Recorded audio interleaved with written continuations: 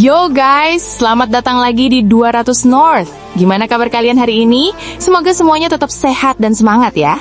Nah, pada video kali ini, kita bakal lanjut membahas alur cerita Donghua BTTH episode 199 guys. Tapi sebelum masuk ke pembahasan utama, kita flashback sedikit ke episode sebelumnya. Demi menentukan siapa yang pantas menjadi pemenang dalam pertarungan besar antara aliansi Istana Langit melawan Aula Jiwa, Xiaoyan akhirnya turun langsung menghadapi Hun Miesheng. Walaupun di tengah pertempuran, Hun Miesheng sempat memperlihatkan benih api pelahap ketiadaan yang mampu menyerap douqi milik Xiaoyan hingga membuatnya berada di posisi terdesak, keadaan ternyata berubah drastis. Roh api surgawi bernama Yao Yi tiba-tiba muncul dan justru melahap balik benih api tersebut. Sejak saat itu, arah pertarungan langsung berbalik. Pada akhirnya, Xiaoyan sukses menghabisi ketua Aula Jiwa dan membawa aliansi Istana Langit meraih kemenangan mutlak sekaligus menjadi penguasa baru seluruh dataran tengah. Lalu seperti apa kelanjutan kisah serunya? Pasti kalian makin penasaran kan? Jadi langsung aja siapkan posisi ternyaman kalian, karena inilah saatnya kita masuk ke alur ceritanya. Tak lama setelah itu, ketika seluruh anggota aliansi Istana Langit masih diliputi rasa cemas sambil menunggu hasil pertempuran di Paviliun Bintang Jatuh, rombongan Xiaoyan bersama para tetua aliansi akhirnya kembali ke tempat tersebut.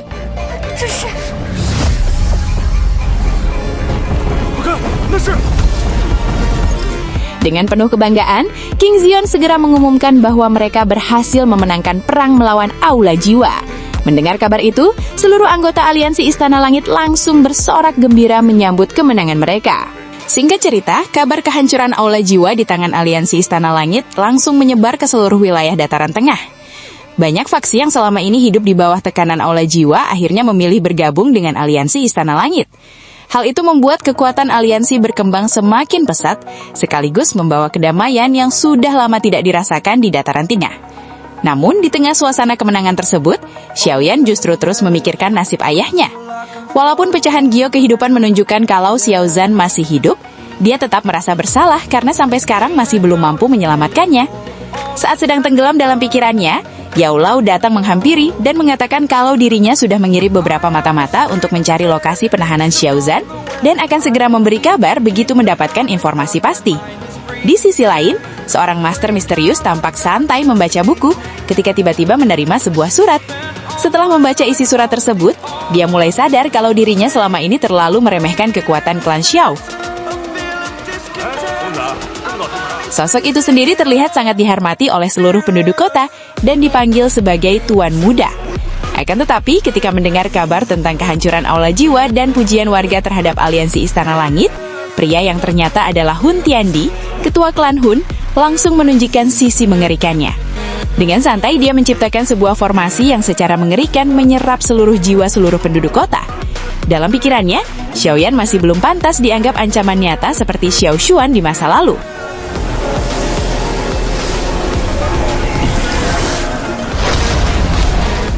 Singkatnya, setelah 3 bulan berlatih menggunakan pil benih api pelahap ketiadaan, Xiaoyan justru tidak mendapatkan peningkatan kekuatan sedikit pun. Sebaliknya, douqi miliknya perlahan terus terserap ke dalam pil tersebut. Di saat itulah, Xiao Yi tiba-tiba mengambil pil dari tangan Xiaoyan hingga membuatnya terbangun dari kultivasi. Xiaoyan yang bingung langsung meminta benda itu dikembalikan. Dia sendiri tidak mengerti kenapa pil tersebut bukannya membantu latihan malah menyerap energinya. Tanpa banyak bicara, Xiao Yi justru meminta pil itu diberikan kepadanya. Meski sempat ragu, Xiaoyan akhirnya menyerahkan pil tersebut karena memang sudah tidak berguna baginya. Secara mengejutkan, Xiao Yi langsung menelan pil benih api pelahap ketiadaan dan berniat memurnikannya. Dengan kendali api surgawi yang luar biasa kuat, Xiao Yi perlahan berhasil memurnikan pil itu sambil menyerap energi langit dan bumi di sekitar area tersebut.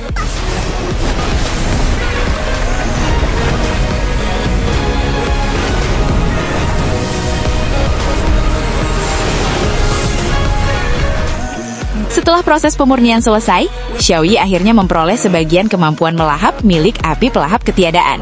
Bersamaan dengan itu, douqi Xiaoyan yang sebelumnya terus terserap akhirnya kembali pulih seperti semula. Tidak lama kemudian, Yao Lao datang membawa pesan dari mata-mata yang berada di klan Python 9 Neraka. Dari informasi tersebut diketahui kalau klan Phoenix Iblis Surgawi sedang melakukan penyerangan demi menangkap Ratu Medusa. Sementara itu di tempat lain, Huang Tian yang merupakan ketua klan Phoenix Iblis Surgawi terlihat menekan Yao Ming sambil mengatakan batas waktu 3 hari yang diberikannya sudah habis. Dia memaksa Yao Ming menyerahkan Ratu Medusa kepadanya. Ketika Yao Ming menjelaskan kalau Medusa memiliki hubungan dekat dengan Xiaoyan, dan Xiaoyan pasti tidak akan tinggal diam jika wanita itu disentuh, Huang Tian justru tertawa dingin. Menurutnya, Xiaoyan sudah menculik putranya, mengancam klannya, bahkan memiliki sayap tulang Phoenix Surgawi. Karena itulah, Xiaoyan sudah menjadi musuh besar bagi klan Phoenix Iblis Surgawi.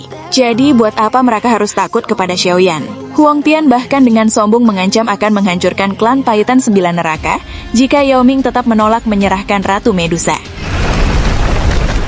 Di saat situasi semakin memanas, salah satu tetua klan Paitan mencoba membujuk Yao Ming agar memenuhi permintaan Huang Tian.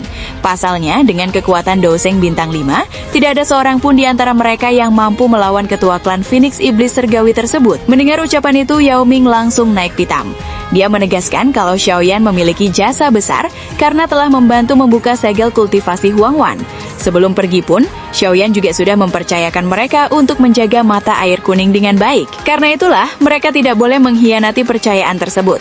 Terlebih lagi, sebagai salah satu dari 3 klan binatang buas terkuat, mereka tidak seharusnya gentar terhadap klan Phoenix Iblis Surgawi. Melihat Yao Ming tetap keras kepala, Huang Tian akhirnya kehilangan kesabaran dan langsung melancarkan serangan. Dengan keunggulan kultivasi yang sangat jauh, Huang Tian benar-benar mendominasi pertarungan melawan Yao Ming yang hanya berada di level Douseng Bintang 2. Meski tahu dirinya tidak memiliki peluang menang, Yao Ming sama sekali tidak berniat mundur. Dia tetap berkisar melindungi Ratu Medusa yang saat itu sedang berada di fase terobosan penting.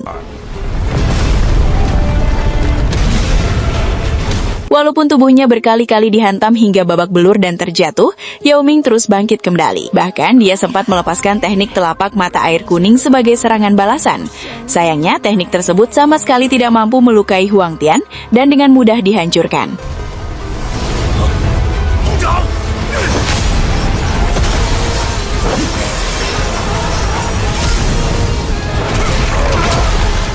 Ketika Yao Ming sudah tidak lagi mampu berdiri setelah dihajar habis-habisan, para tetua klan Paitan 9 Neraka akhirnya turun tangan. Mereka membentuk formasi lingkaran ular dan berniat bertarung sampai titik darah penghabisan melawan klan Phoenix Iblis Surgawi. Jelas saja mereka tidak terima melihat pemimpin mereka dipermalukan seperti itu. Namun, Huang Tian sama sekali tidak merasa gentar. Dia justru memerintahkan para tetua klannya untuk membentuk formasi Phoenix kuno Iblis Surgawi guna menghadapi formasi lingkaran ular. Pertarungan dahsyat antara dua formasi besar pun langsung pecah. Pada awalnya, formasi milik klan Paitan masih mampu menahan tekanan lawan, tetapi perlahan mereka mulai terdesak hingga akhirnya dikalahkan.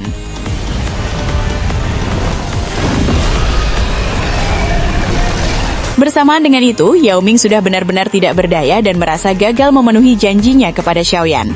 Huang Tian kemudian berniat melancarkan serangan langsung ke arah mata air kuning untuk menangkap Ratu Medusa. Tapi untungnya, sebelum serangan itu mengenai sasaran, energi api surgawi yang luar biasa kuat tiba-tiba muncul dan memblokir seluruh serangan tersebut.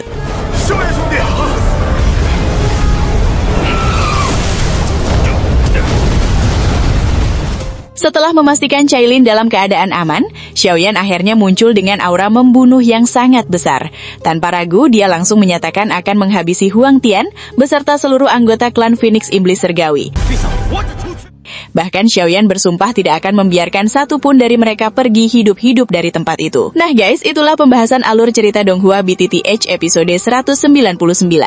Waduh, akhirnya Hun Tiandi sebagai musuh terakhir Xiaoyan benar-benar mulai menunjukkan keberadaannya ya guys. Perlu kalian tahu, Hun Tiandi merupakan sosok monster yang hidup di generasi yang sama dengan Xiao Huan dan saat ini sudah mencapai level Douseng Bintang 9. Bisa dibilang dialah manusia paling kuat yang masih hidup di era sekarang. Pastinya kelanjutan ceritanya bakal makin seru karena musuh utamanya sudah mulai bergerak. Oke deh guys, terima kasih banyak buat kalian yang udah nonton video ini sampai selesai. Nord pamit undur diri dulu, sampai jumpa di video berikutnya. See you and bye-bye.